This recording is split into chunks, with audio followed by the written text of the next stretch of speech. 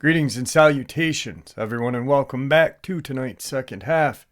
Before we get into tonight's second half, a couple links I'd like to share with you all. As you know, I rely on Patreon, PayPal, and my merch to help the channel to continue to grow and go. The links to Patreon and PayPal are in the description below. My merch is displayed directly under the video. Also, Dogman Frightening Encounters Volume 1 through 3, the audiobook versions. They were written and researched by Tom Lyons, narrated and produced by me, Jeff Nadolny. Those audiobooks are available on Audible, Amazon, and iTunes, the links to which are also in the description as well. And finally, last but definitely not least, if you'd really like to help support this channel to continue to grow and go, simply subscribe, click the like button, and please leave a comment. It really does help, and guys, it definitely matters. Now, everyone, I have taken far too much of your time. Let's get on with tonight's second half, shall we? Well, like I said in the morning, I'm going to be resting, but I still wanted to give you guys something to listen to. So I gave you guys an amazing interview I did about 2 years ago with a former Marine.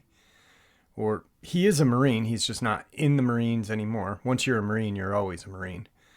And his terrifying experiences with Dogman. And it has really caused him some serious PTSD. Let's get into it.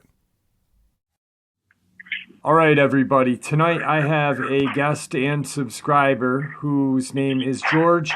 He served in the Marines, and he has a couple of encounters that he would like to share with us tonight. George, how are you tonight? I'm good, Jeff. How are you? I'm very good. I want to thank you for coming on the show, and thank you for your service to this great country we live in. The floor is yours, my friend. Share away. All right, man. Thank you, and thanks for that. That means a lot to us vets, man. I guess to me it all goes back to 1994. I was a young kid, 20 years old. 19 actually. I was fresh out of boot camp from the Marine Corps, and then I was shipped out to Camp Lejeune, North Carolina, little base called Courthouse Base for combat engineering school. So, being from California, like the Central Coast in the Pacific, it was a big shock to be in North Carolina where it's just trees everywhere. So Courthouse Bay, it's like I said, it's just mostly all trees, very dense. It seems like they just clear an area and they build stuff on it, and it's just surrounded by trees. So I was probably about a month into school, and it was my time to pull duty. So there's probably about 4 or 5 posts that had to be patrolled, and I got 2 days of patrolling a big parking lot for all the heavy equipment. So Courthouse Bay, it's for combat engineering school, but they also have heavy equipment operators that train there. So there was a big parking lot with cranes, Humvees, 5 tons, and all that stuff. So that was what I got 2 days of duty, and it was pretty easy. It was only from 9 to 11, so it wasn't bad. So what ended up happening is my first night being there, and being young, being dumb, I decided to take one of these Humvees for a test drive, So I got caught driving one of these Humvees trying to pick up one of my other buddies at the barracks. So my punishment was either get written up, get like an official write-up, or do a whole week of duty, which I ended up taking. So I got a full week of duty from 2 o'clock in the morning till 4. So those were like rough hours. So that was my punishment. So the way that the parking lot was, like I said, everything's surrounded by woods, and there was a fence that surrounded it. So the lighting, there was I remember there was a big old light, like a floodlight in the middle of the parking lot that pretty much lit the whole area. So after I remember the second night of being there, I start seeing shadows in the woods. As I was patrolling, I would see shadows. So one of the things that was very common surrounding Courthouse Bay was all these little trails for training. So there was machine gun pits that were dug up, and there were all these perimeters that were laid out for training. So I chalked it up as, some Marines doing some late night training, because you would see these shadows kind of just, 50 yards into the wood, as far as I can see, there's just dark shadows that are moving about. And then I start seeing red lights, which is very common for nighttime training. They give us these flashlights with these little red lens. They put in a flashlight, and that's how you do a nighttime, navigation and maneuvering. So that's what I thought. I thought it was just Marines training with flashlights. So probably about the third night, after seeing that stuff, and it wasn't all the time, it was just, here and there. But the third night into duty, and I was really tired by then. I was doing school from 7 or whatever till 5 or 6, and then 2 o'clock in the morning at 4 doing duty. So I started getting tired. So I started telling myself it's probably just me being tired that I was seeing these shadows. But now I was seeing this stuff inside the parking lot. And I remember it started freaking me out. I remember walking to the center of that big floodlight on the parking lot, and I would just stand there because that's where I felt the safest. And I would watch dark figures, jump on 5 tons or cranes or bulldozers, and kind of circle the whole lot. So it kind of started freaking me out. So that night during my patrol, I found a van, a white van that was parked up against the fence, and it wasn't locked. So I'm thinking, I got about another hour left of duty. I'm just going to jump in this van and catch some Z's. So I jumped in the van, and I dozed off pretty quick. And I remember waking up to the radio. There was something happening on the radio, like a crack, I kept hearing some crosstalk going on. It woke me up. So I started getting up and put my belt back on, and all I had was a baton stick and a flashlight. That's all I had in my radio. And so I started getting myself together, and all of a sudden I start hearing stuff in the woods, some footsteps and some branches that were breaking. So I remember opening up the truck, the back of the truck, and right in front of me were 5 or 6 deer. They just showed up out of nowhere. They were right there up against the fence. And looking at them, it seemed like they were trying to push themselves right through the fence because they were scared of something. And then I looked in the woods and I saw the red lights, but this time the red lights were 20, 30 feet up in the air. And these were like pair of lights. No longer it was like one single flashlight. It was just, I would see these eye shines, red. So I still, denial. I still told myself, oh yeah, these are Marines that are training. They're up there climbing trees, I guess. But then this feeling overtook me, really fear. My ears kind of went through this phase where I can hear this sound. It's like a frequency that just started kind of tick tock. It was weird.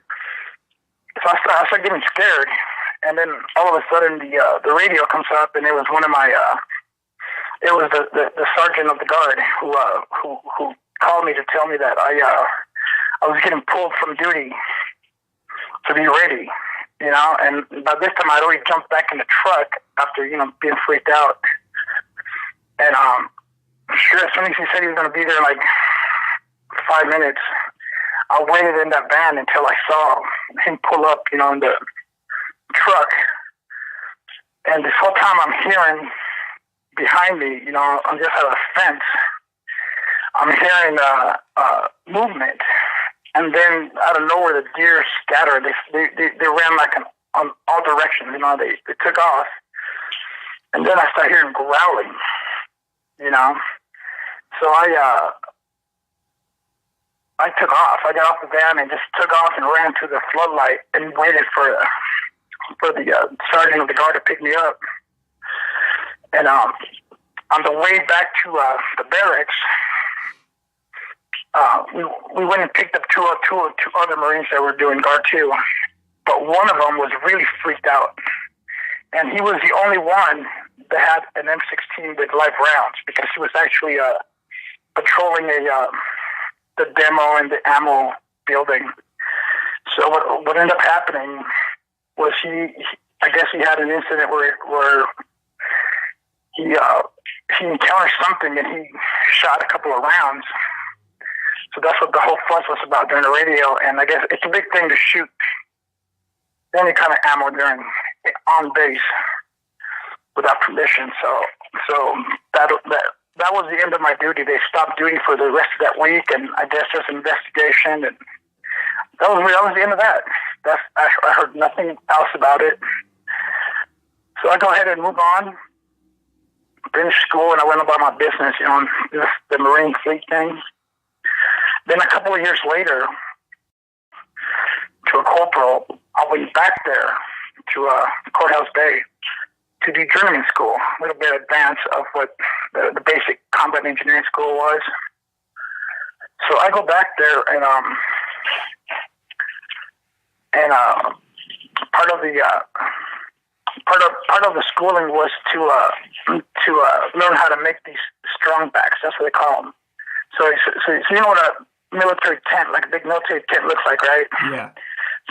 Something that would, you know, sleep a whole platoon, like 40 Marines. Well, the strong back is pretty much the skeleton, the inside. It's the framing and the flooring. Sorry, that's my dog.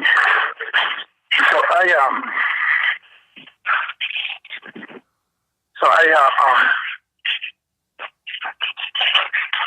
that's what we're doing. We're doing a strong back training, building these strong backs. And one of those days during the week, there had to be a couple of us that had to stay back and clean up the shop, you know, throw away the tools and stuff like that. So there was 4 of us that volunteered for like 2 or 3 days to clean up. And so during that time, we played some spades and had a couple of beers. And the table was right there in the middle of the strong back with a little window next to us. And there was a fence that was right on the other side, maybe like 5 feet away from the strong back. And animals would pass right through there. I remember a deer passed one time, and then there was a coyote that passed.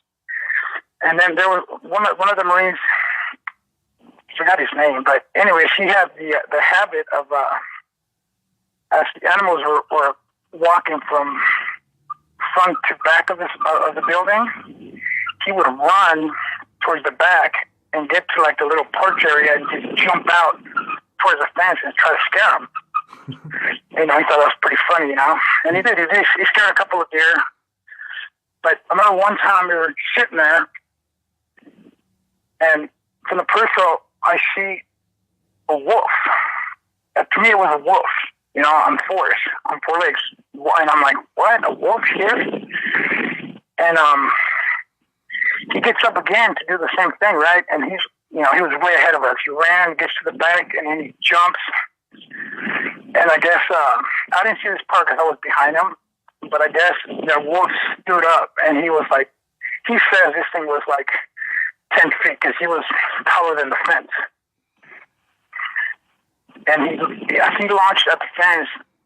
That thing launched at him, and I guess the wolf or the Dogman, which I now know to be, rattled the fence, like, and the dude passed out. When we got there, he was laying down, and the Dogman had. We caught the tail of him. We caught him as he went into the woods. But this thing was big, you know. I still didn't put it together, you know. Was he on all fours when you guys saw him? Yeah, he was on all fours, running into the woods. Okay. And this thing was like completely black. It was just a black animal. And to me, because I just saw him on all fours, and he seemed like big. To me, he seemed like a big wolf. So that was it, man. The Martinez, that was his name, Martinez. He had a hard time with that, man. I remember he had to go home because he couldn't be at school anymore. He had a hard time with this, and all I got from him was that the thing stood up and growled at him, and it launched itself at him, and the only thing that stopped him was that fence. That's all he remembers, and that was it. He went back home, back to his unit. So that was it, man. That was my first two encounters, man, and I never thought about it. You know, to me it was just something that happened and weird, I guess. It's not like Can you hold on for a second? Yeah. Yep. 30 plus years, you know, until beginning of this year. You know, when I was in the Marine Corps, I had a good friend. His name was Mike. We both served together. We went at the same time. We went to school together, and basically did our whole enlistment together. You know, I decided to get out and go to college. He decided to stay in because he loved it. So he did that, and afterwards he went into the private sector, like private security, Blackwater type of security. So he did that, and he was able to make a lot of money. Those guys make a lot of money. So he bought a ranch of all places, North Carolina, and he's half retired. I think he works maybe a third of the year, and then the rest he's at home. But I've been in touch with him the whole time, you know. So he calls me up, and he wanted me to help him put together a remote telescope, something you can operate from anywhere in the world, you know. And so I took a week off work, and I went there, and we did that. It was a cool project, man. We put this telescope together with cameras and all that cool stuff. We even put a drone. We even like program a drone to do like a certain pattern of like perimeter flyover, and then go back to his little docking station. So this took us about 4 or 5 days. And then the Saturday that week, we were doing some shooting. And one of the things I loved about the Marine Corps is all the shooting we did, man. Like shooting all the 50 cals, the saws, all those cool Mark 19 and all that stuff. So one thing he has is a lot of weapons. You know, he's in security forces, so he has a lot of weapons. Some stuff that I don't think it's legal, but he has all that stuff. So the whole week was cool because, you know, I'll be out there working on the telescope, and I have a, you know, AR or a Desert Eagle, and I'll just start shooting at stuff. So it was cool. So that Saturday we were supposed to meet up with one of his buddies who also bought a ranch nearby. And we were supposed to meet up with him because our friend Mike put a IR scope on his sniper rifle. So we were going to do some sighting on it. And we had set up a target, like a watermelon with a scope, to try to duplicate that famous shot that Carlos Hatchcock did. You know, his famous Marine sniper who shot another sniper to the scope right into the eye. So, you know, we try to duplicate that. So we put a watermelon out there now, a couple hundred yards out there with a scope. And I remember I was out there, you know, just taking some shots when I see a deer. They kind of just, to me, it didn't seem right the way it was walking. It kind of stumbled, you know, to my, near the watermelon, near our target. And I'm like, oh, check this out, Mike. It's a deer. So he grabs a rifle and goes, oh, yeah, that's it. And then before I knew it, he shot it. So he shot this deer. So we walk over there. I just, for some reason, I had a weird vibe going on. I just didn't feel right, you know. And then the deer had like this cyst on you know, one of the hind legs, and this thing was the size of almost a damn baseball, man. It was just a big cyst. And my friend Mike gets his knife and he pokes it, and all this pus just like squirts everywhere, you know, all over my leg, my pant leg. Grossed me out, man. It was just nasty. So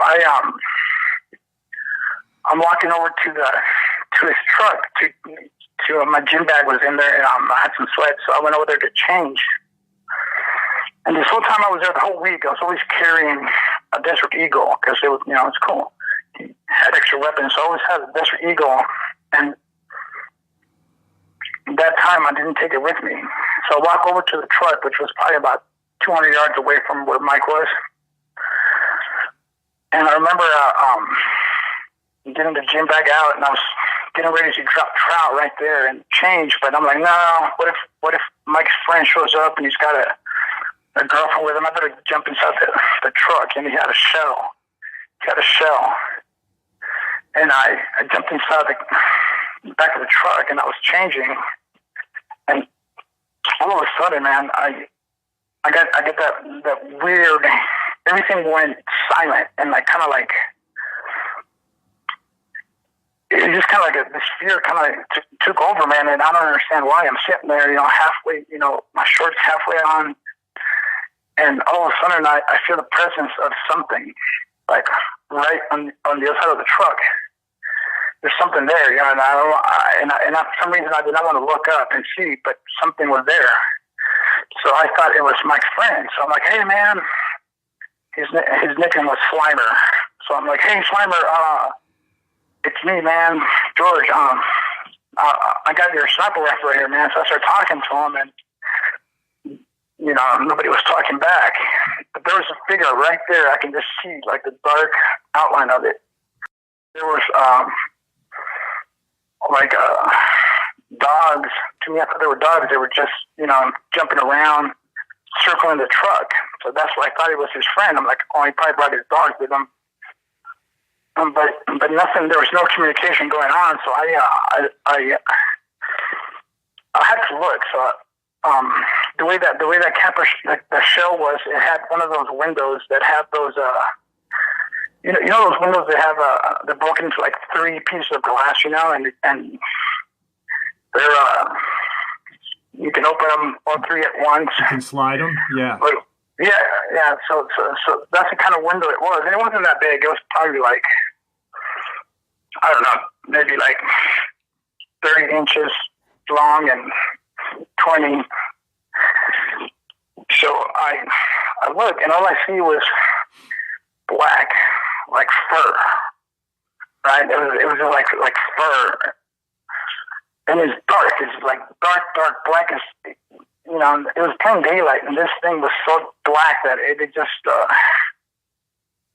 it was almost like camouflage, you know what I mean? It was just weird, it's just black, and I'm looking at it, and I'm thinking, well, maybe it's a bear.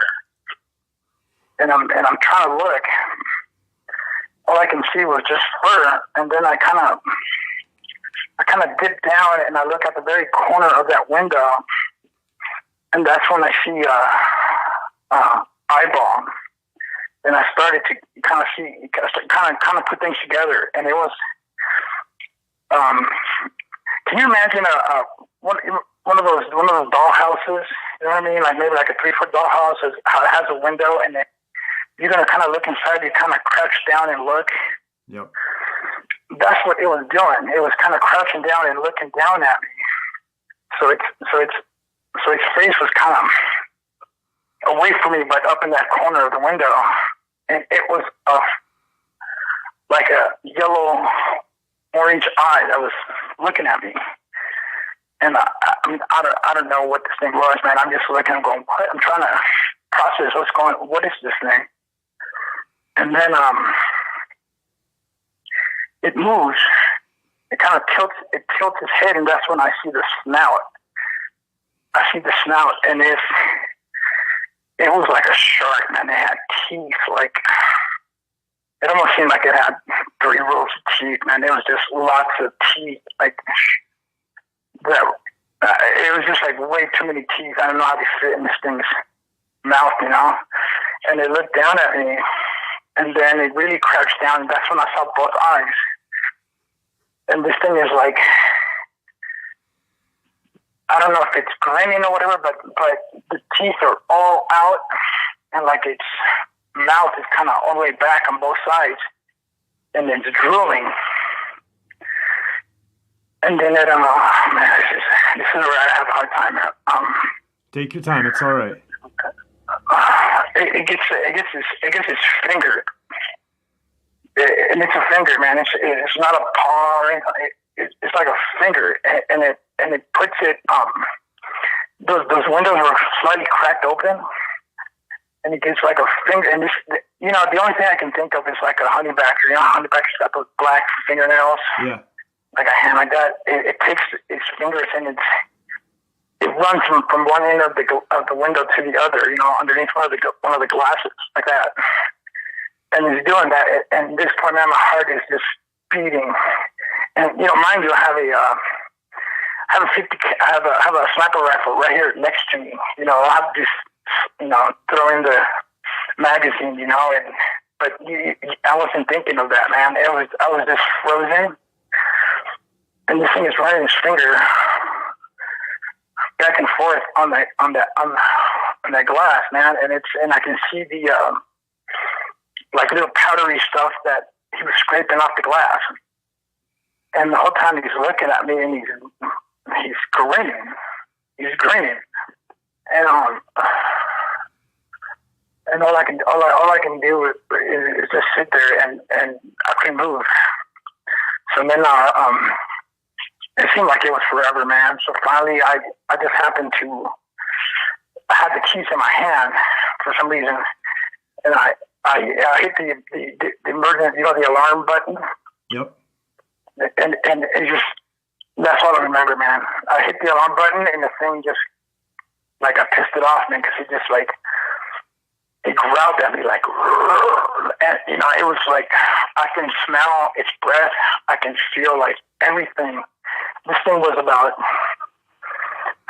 4 or 5 feet away from me, you know, and I felt everything, man. It was like it went through my body and my chest, and then it resonated inside my organs, you know, like, and I blacked out, man. I passed out, you know, and I woke up, and Mike was there, and he's like yanking the keys off my hand because I had the kung fu grip on the keys, you know, and he ripped them off, and he's on his cell phone with someone. He's like, what I remember him saying was, the bitch is back. The bitch is back.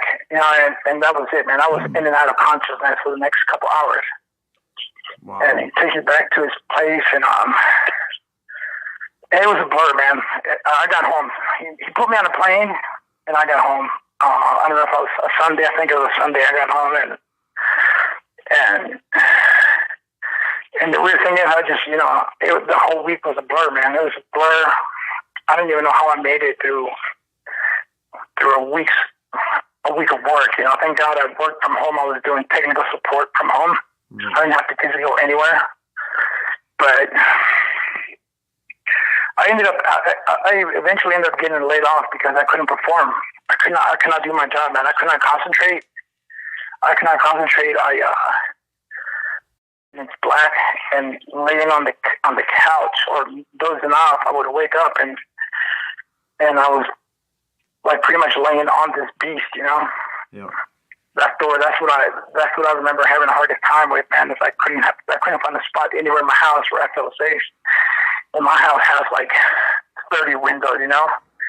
So windows freak me out, and so I stopped replying to emails. I started, you know, I wasn't doing my job, man, and I got laid off, and which was, you know, was what it was. And I was out of it, man, for about a month, and then I finally I called Mike, and I'm like, dude, what happened? What's going on, man? Because what was that thing? And that's when he told me, you know, what's going on this property. And it turned out to be a dogman. He said, it's a dogman, some kind of werewolf. I'm like, what? I couldn't process it, man, for like another month. I'm like, what do you mean a werewolf? Werewolf? Like a werewolf? He's like, yeah, man, it's a werewolf.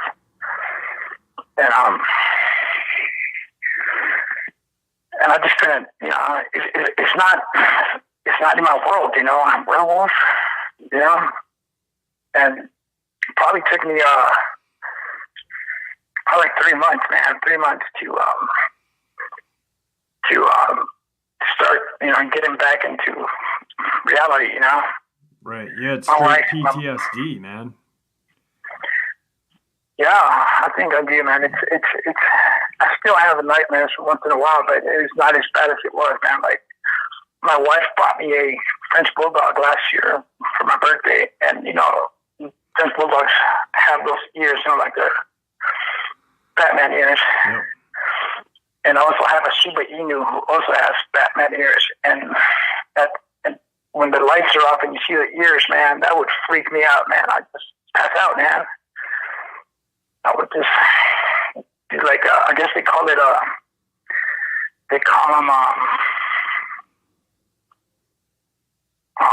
night terrors, when you just, I guess, pass out and you paralyze and you can't move. Sleep paralysis and night terrors. Yes. Yep. That's what happened. That was happening to me, man, just by seeing my dogs in the dark or waking up on this couch. So, you know, my wife, dude, I love her, but, you know, she's a math teacher. You know, to her, everything is logic, right, and data and proof. So she knows that I saw something traumatic, but she does not, you know, believe it's what it was. So that's as far as I can go there, you know, as far as support. Right. But she does support me, and she's with me, but she just doesn't fully accept the fact that what it was, you know. What about your friend Mike? What about talking to him about this? You know, and I talked to him, and he went on to tell me, you know, the history of his ranch. He said he bought this ranch and from an older gentleman that passed, and his son's not a spring chicken. His son was like 70 also, you know. He said his son came over and came over to give him the keys to to the sheds and all these other, you know, meat lockers and stuff like that. And he told him that, hey man, the world is not what it was anymore. There's no longer, this is the comment that he made. There's no longer just the big man. There's other stuff. My buddy was like, he didn't know what to say to that. He's like, okay. But he said that, long story short, that there was a Bigfoot and a Dogman that I guess were like partners. They were always around the ranch, you know, and doing what they do, you know, going around the windows. But these were, he didn't get like a bad vibe from them, you know. He thought they were just pranksters, because they would move his tools around and just do little stuff like that. It wasn't anything like anything that was you would, you know, anything dangerous or anything that you feel threatened. Right.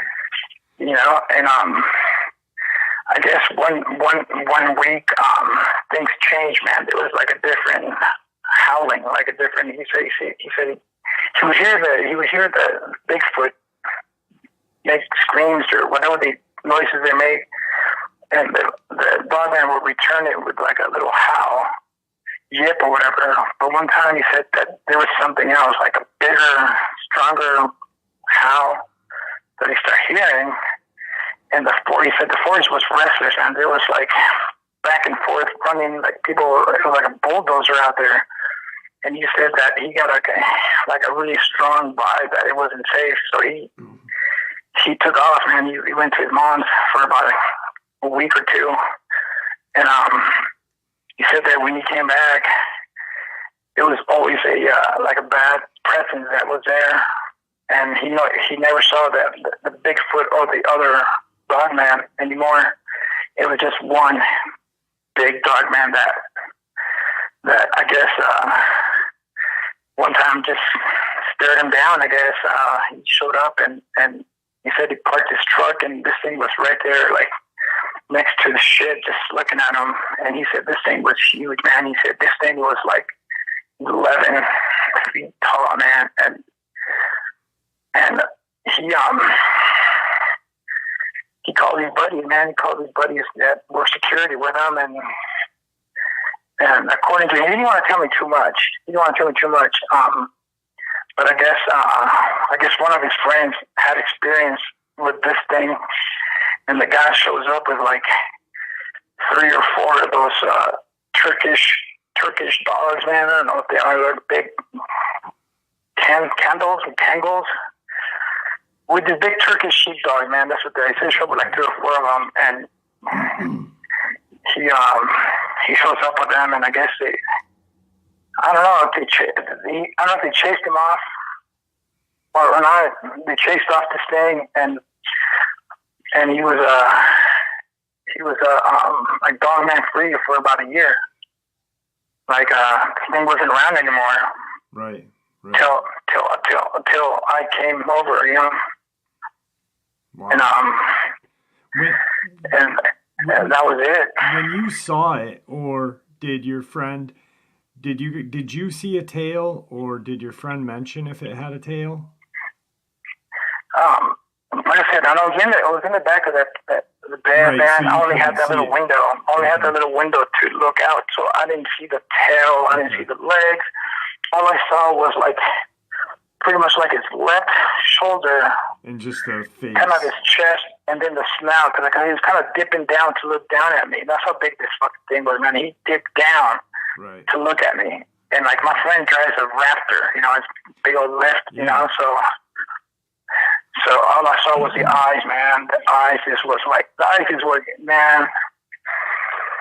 I was scrolling through Netflix the other day, and there's a movie. I think it's called Lucifer, and the picture on that, it's got those same yellow eyes, man. They remind me a lot of this thing, man. They're yellow, but you can see you can still see the pupils inside there, right? Like a wolf, man. But it's like yellow orangey. Right. George. And that's the whole view I got with the snout. And then when it dipped down more, I saw the ears, you know. And this head, man, the head was like, it was bigger than a big cow, man. Like a head that big. Right. George, we're coming up on time.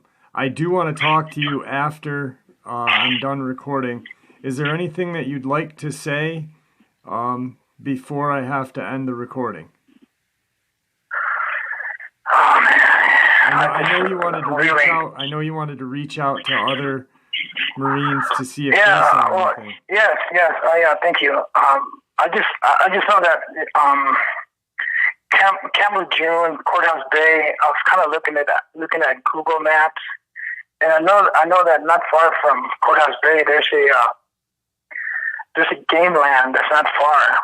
So, you know, now that I've been doing research on these animals or whatever they are, I know that they like water, they like game lands, and so I was thinking this is a breeding ground for these things, man. And I'm sure there's other Marines that have been stationed in Camp Lejeune that might have had a sighting or two. I just wanted to know if there's some Marines out there that have sightings in Camp Lejeune, man. Like drop a comment or something, and I'd like to know more about it because I'm pretty sure I wasn't the only one. Me and Martinez weren't the only ones that saw these things. Right. All right, guys. So if you were at Camp Lejeune and you did have some sort of sighting, either drop a comment or send me an email, and I can send George that email. That way he can get some clarification. George, I want to thank you for coming on. Don't hang up because I want to finish our conversation. It was a pleasure having you on the show tonight. Thank you so much for coming on. You're welcome. All right, everyone. I hope you all had a wonderful evening and enjoyed listening to tonight's second half. I know I am enjoying taking a break, breathing a little bit. And actually, I'm working. Oh, my goodness. After I started to work on the intro, I started to record something for tomorrow and set up an interview.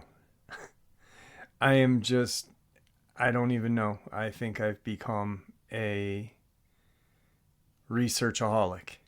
Anyway, I hope you guys enjoyed tonight, and I want to thank you all for all your support. Another year. With that, may the Great Spirit watch over us all. May He guide us down that path that we call life. Stay safe.